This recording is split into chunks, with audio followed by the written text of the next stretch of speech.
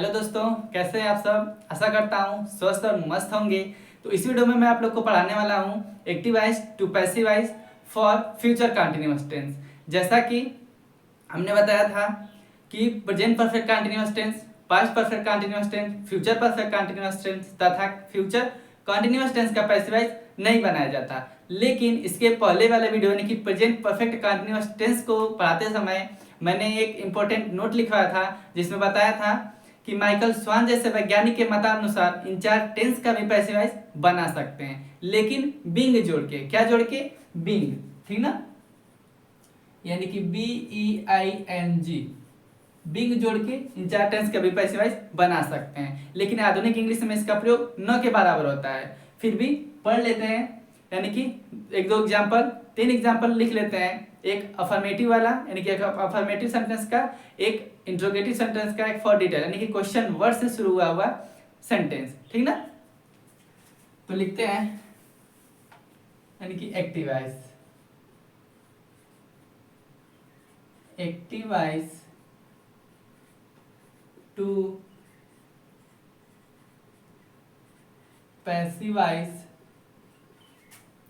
For future continuous tense. ठीक ना, active voice to passive voice for future continuous tense. लेते हैं इसमें एग्जांपल, यानी कि एग्जांपल नंबर फर्स्ट। ठीक ना, एग्जांपल नंबर फर्स्ट में लिखेंगे एक्टिव वॉइस यानी कि एक्टिव सेंटेंस लिखेंगे। सबसे पहले अफर्मेटिव सेंटेंस लिखते हैं, द गर्ल्स विल बी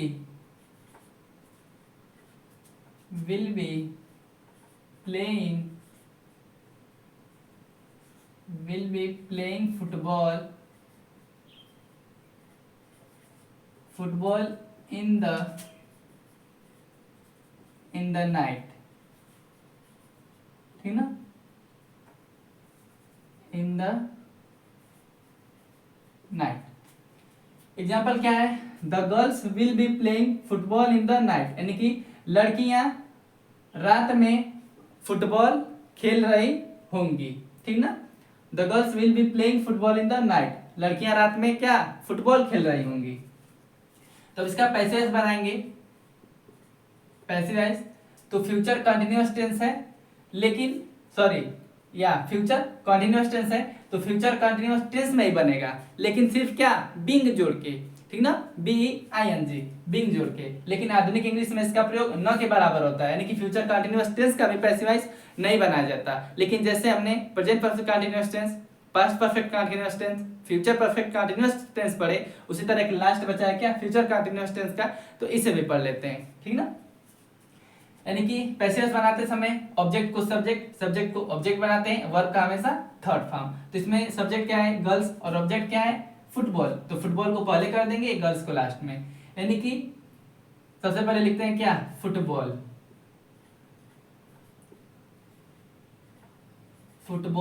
उसके बाद the girls will be playing football in the night, तो फुटबॉल विल बी बिंग, क्या लगाएंगे? अब बिंग जोड़ेंगे, यही बिंग जोड़ के पैसिव वॉइस बनाते हैं फ्यूचर कंटिन्यूअस टेंस का। यानी कि फुटबॉल विल बी बिंग, और प्लेइंग है इसमें तो प्लेड, यानी कि वर्ब का third form. Played by, verb के बाद बाय का प्रयोग, और सब्जेक्ट क्या है? गर्ल्स, तो गर्ल्स को गर्ल्स ही रहने देंगे, यानी कि गर्ल्स ही लिख देंगे। ठीक ना, football will be being played by the girls, तो यहाँ पे द भी लिखेंगे। ठीक ना, द गर्ल्स, और इन द नाइट यानी कि रात में लिखते हैं इन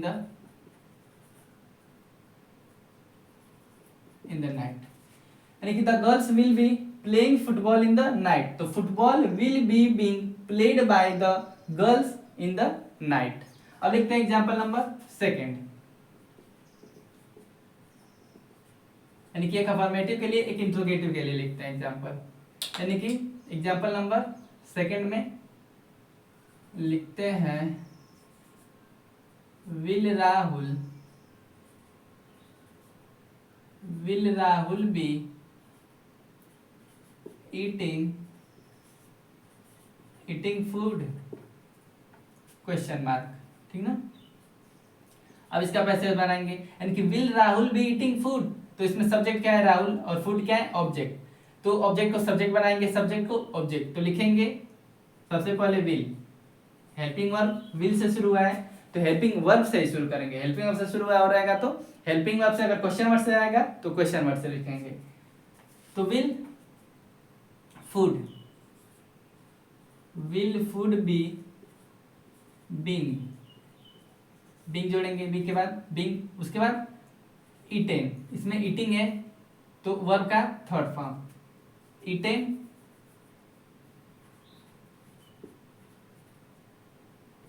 उसके बाद वर्ब के बाद बाय का प्रयोग, बाय राहुल, यहाँ पे किसके द्वारा है राहुल, तो लिखेंगे राहुल, नेम को डायरेक्ट नेम में लिख देते हैं, यानी कि will Rahul be eating food, तो will food be being eaten by Rahul, यानी कि इसका हिंदी क्या होगा, will Rahul be eating food, यानी कि क्या राहुल खाना खा रहा होगा, तो will food be being eaten by Rahul, यानी कि क्या राहुल के द्वारा खाना खाया जा रहा होगा। अब लिखते हैं एग्जांपल नंबर थर्ड, ठीक ना, सेकंड हो गया, एग्जांपल नंबर थर्ड, यानी कि एक क्वेश्चन वर्ड से लिख देते हैं, ठीक ना, बस 2 या 3 एग्जांपल पढ़ेंगे, क्योंकि फ्यूचर कंटीन्यूअस टेंस का पहले से मैं बताया कि इसका आधुनिक इंग्लिश में इसका प्रयोग न के बराबर है, यानी कि इसका पैसिव वॉइस नहीं बनता, फ्यूचर कंटीन्यूअस टेंस का भी, ठीक ना। तो लिखते हैं वाई एक्टिव सेंटेंस, यानी कि एग्जांपल नंबर थर्ड में why will you be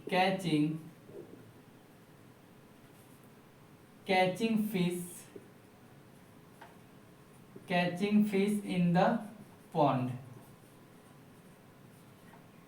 question mark. अब इसका पैसिव वॉइस बनाएंगे, ठीक ना। एग्जाम्पल क्या है, why will you be catching fish in the pond, तो क्वेश्चन वर्ड से शुरू हुआ है तो क्वेश्चन वर्ड से शुरू करते हैं, और जिस क्वेश्चन वर्ड से शुरू हुआ है उसी क्वेश्चन वर्ड से भी, ठीक ना। वाई से शुरू हुआ है तो वाई से लिखेंगे, उसके बाद हेल्पिंग वर्ब विल, तो वाई विल, उसके बाद ऑब्जेक्ट क्या है इसमें फिश, और इसमें सब्जेक्ट क्या है यू, तो ऑब्जेक्ट को सब्जेक्ट को ऑब्जेक्ट बनाएंगे, तो वाई विल फिश, ऑब्जेक्ट लिखेंगे कि तो क्या fish, why will fish be being, और कैचिंग है तो कैच का थर्ड फॉर्म कॉट, ठीक ना,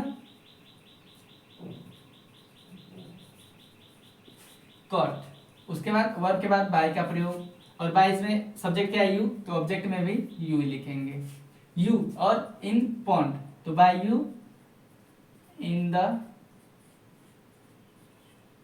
पॉन्ड, ये हुआ एग्जांपल थर्ड, यानी कि why will you be catching fish in the pond, तो why will fish be being caught by you in the pond, ठीक ना, caught by you in the pond.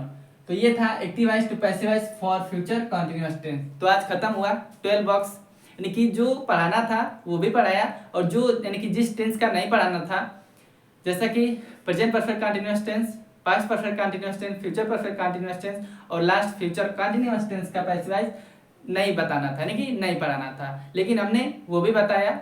Michael स्वान जैसे वैज्ञानिक के मतानुसार बिंग जोड़ के बना सकते हैं, इस वजह से मैंने ये भी 4 बॉक्स बता दिया, ठीक ना।